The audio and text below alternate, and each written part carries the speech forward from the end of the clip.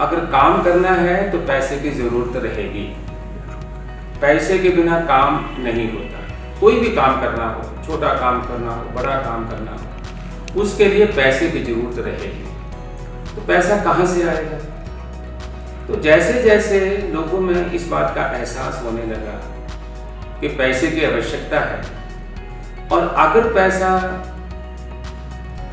किसी बैंक से लेते हैं, जब बैंकों का राष्ट्रीयकरण नहीं था तब वो कुछ व्यक्तियों के हाथ में जाता था।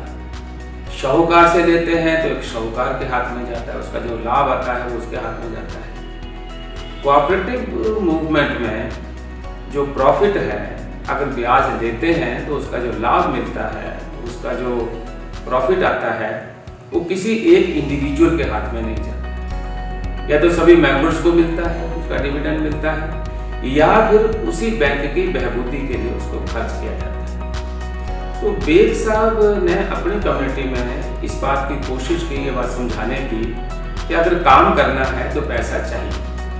वो पैसा सोचना पड़ेगा कि शाहूकार से लेना है या किसी बड़े बैंक से लेना है, ये ऐसी तंजीम से लेना है जिस तंजीम का लाभ सारे मेंबर्स को मिलता है। तो मैं ये मानता हूँ, ये कल्पना भी करता हूँ कि बेग साहब ने अपनी कम्युनिटी को समझाने में इस बात में कामयाबी हासिल की कि लोग समझे कि ये जो कोऑपरेटिव बैंक है, इसके साथ काम करने से उनके धर्म का पालन भी होता है, उनकी जो वित्तीय ज़रूरतें हैं वो पूरी भी होती है। तो ये जब एहसास बेग साहब ने अपनी कम्युनिटी को करवा दिया तो फिर ये बैंक चल निकला। और आज मुझे बड़ी खुशी है इस बात की कि दिल्ली में करीब 14 बैंक हैं।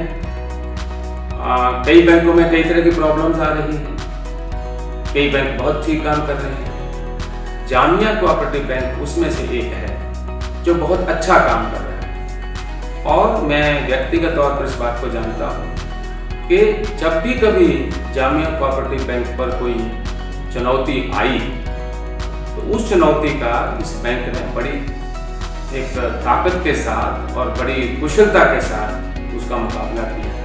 ये बहुत मुश्किल होता है कि जिस काम में बाप लगा है उसी काम में बेटा भी लग जाए, और जिस शिद्दत के साथ बाप काम कर रहा है, जिस लगन के साथ बाप काम कर रहा है, उसी लगन के साथ बेटा भी काम कर रहा है। जामिया कोऑपरेटिव बैंक की ये विशेषता है कि यद्यपि ये कोऑपरेटिव बैंक है, मेंबर्स का बैंक है, इसके मालिक मेंबर्स हैं, लेकिन पहले फैजुल हसन बेग साहब और उसके बाद कमरुल हसन बेग साहब के माध्यम से, उनके जो बेटे हैं उनके माध्यम से इस बैंक को जो मार्गदर्शन मिलता है, जो इस बैंक के लिए योजनाएं बनती हैं, जो इस बैंक के लिए सोच मिलती है, उसका लाभ इस बात के लिए मिला है कि मुस्लिम कम्युनिटी में भी इस बैंक की एक पॉपुलैरिटी है, प्रसिद्धि है, और लोगों ने इस बैंक को स्वीकार किया है। और आज दिल्ली में जो अच्छे सफल बैंक चल रहे हैं उसमें जामिया कोऑपरेटिव बैंक का भी नाम शामिल। जामिया कोऑपरेटिव बैंक, रिश्ता यकीन का।